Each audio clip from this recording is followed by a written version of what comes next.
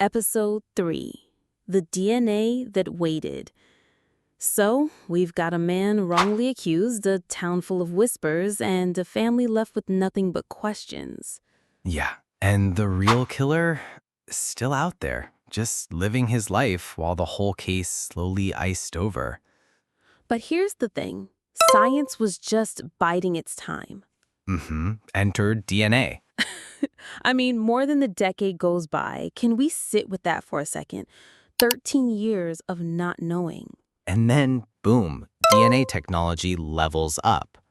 And suddenly, that evidence they collected back in '96, the stuff they were like, maybe someday we'll get something from this, that day came.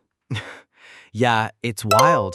That tiny bit of biological material just waiting, like it knew it would be useful eventually.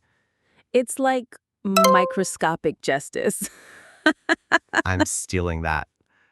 But seriously, imagine that evidence sitting in a freezer while the world moved on. Jessica's family waiting, Sitka just hurting. So 2019 rolls around and investigators reopen the case. They start doing genetic genealogy. Okay, pause. This is like detective work meets family tree drama, right? Exactly. Think Ancestry.com meets CSI. With like a badge and handcuffs at the family reunion. So they trace the DNA back to Steve Branch from Arkansas. Wait, Arkansas? I remember being like, what does Arkansas have to do with Sitka? Right? No apparent connection. But plot twist, he'd been in Sitka briefly, 1996. For a logging job, short gig, right during Jessica's murder. The timeline fits like a jigsaw piece, so the FBI shows up in 2020 to ask him for a DNA sample.